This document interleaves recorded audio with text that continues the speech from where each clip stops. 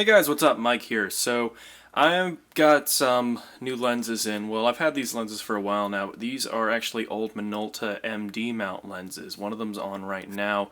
I'm actually sitting at the same place I was doing the lens review last time with the Nikon 35. This is actually a 28mm lens, so you can kind of see in retrospect on how much wider it is versus the other lens that I was using, the 35. Versus with the crop factor. So this is going to get something a little bit less than what 50mm would be with the 1.6x crop factor on the 35. So this is a 28mm. Now, like I was saying with the other one, there was a declicked aperture because I had the little adapter for the Nikon lenses. This one does not have a slider for the adapter for the MD to EOS mount. However, this one does allow you to manually adjust it without the need for that little red slider that was here last time. Now this one, if I move the clicking, you can hear that clicking. Yeah, you can hear that. This goes all the way up to 2.8, not as fast as the Nikon. And it's a pretty good lens, but if you zoom in and you're all the way wide open f2.8, if you try to get some of the detail that you would with the Nikon and other ones, because this is such an old lens, this is actually my grandfather's and he gave it to me. He actually gave all four lenses that I'm going to show you to me, but this lens does have a bit of haze on it when you zoom, when you have it wide open at f2.8.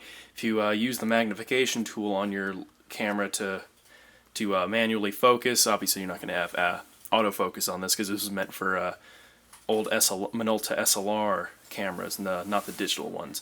So this lens isn't as sharp as it could be. However, if you stop down, you can get a good amount of sharpness. Right now it's not too bright in here. This is probably one of the brighter areas of my room, but it's a good lens, especially for the fact that I got it for free from my grandfather.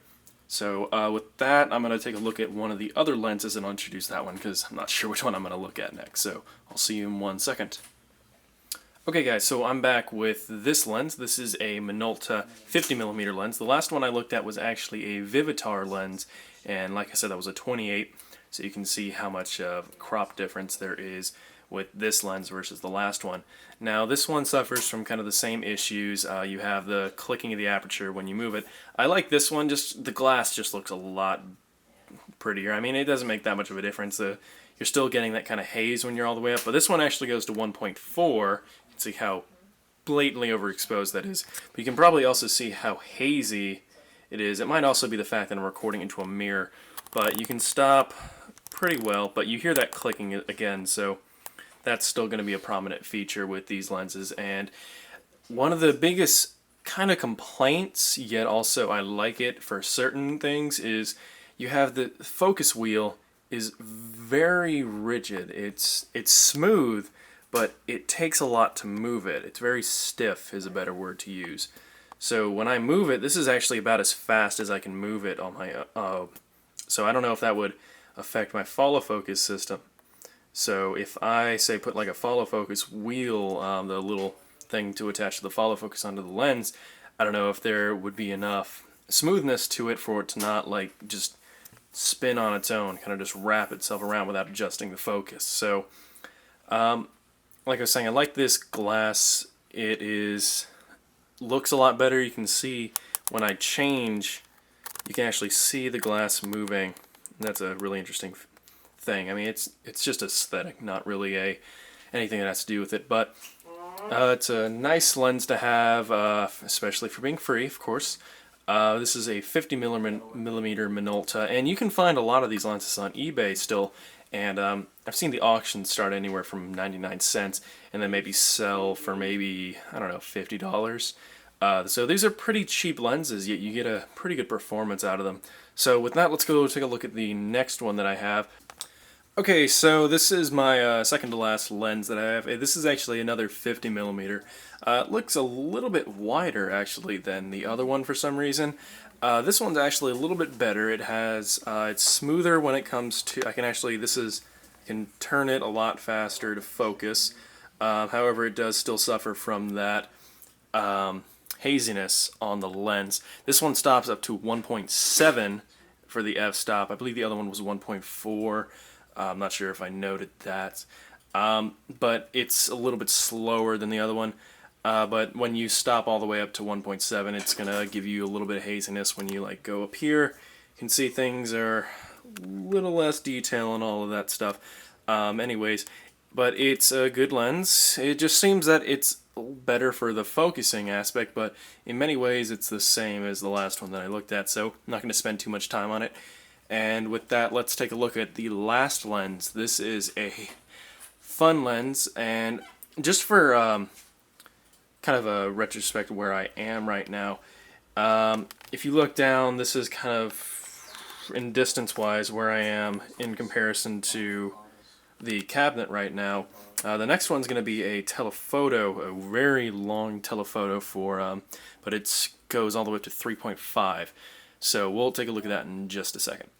Okay guys, so I'm with my last lens. I had to have to stand a solid 6 to 7 feet back just so this 135mm beast of a lens I can actually see myself in it. I was standing up by the mirror, and it basically had only about this much of my face and being able to see. It's a lot shakier because of how much of a telephoto lens it is. Its max f-stop, how wide open it can get, is at f3.5. So it's not going to be as good. You can see already, but I'm so far away from the light that was from the mirror that you really can't tell how much. I had to push the the ISO up to 640 in order to compensate for how far away from the main light source. And it looks pretty good. I just feel like this review right now, or first impressions of it, I've had these lenses for a while, but haven't really done anything with them until now. But I'm not really giving it that much clarity because of the fact that I can't go outside. It's quite late right now, but I can't really go out and take any pictures or do videos with it. Luckily the monopod's keeping it pretty stable right now, I think. But let me know what you guys think on possible uses of these lenses, especially this one for being such a long telephoto lens with the crop factor at 135. That's pushing that thing quite a bit. So let me know in the comments what you guys think of these lenses, and I'm going to switch back to my the 28mm so I can wrap this video up. So I'll see you guys in 1 second. Okay guys, so just back to the 28mm lens. This one probably has the most amount of haze compared to the other ones. I forgot to note on the telephoto lens that it doesn't really have as much of the haze, say, as the other ones did, mostly because it only goes to 3.5. So you're not letting as much light in to kind of have that haze go in there. I suppose the glass might just allow for that. I'm not 100% sure how these lenses work for them being so old. These are, I think, made about in the 80s or so. So if you know when these are made, I'm not 100% sure. If you want specification, just let me know. But again, let me know in the comments what you guys thought of this. I have a few other things that I'm probably going to do quick reviews or first impressions on. One of them is right here. This is my jib. You guys, if you were subscribed to my main channel, you saw a video where I did the jib. But I'm going to do a second take on it because I'm making something that I can actually put it on that'll support the weight of it. The one I used my tripod before, it would cause the legs to kind of scoot down, and just wasn't that good for the tripod. So I'm just building something out of a speaker stand that can support up to like 130 pounds. So that'll give me a lot more leeway when it comes to working with that. I have to order a top hat for my speaker stand in order to get that to work. I need to go do that in a couple minutes actually.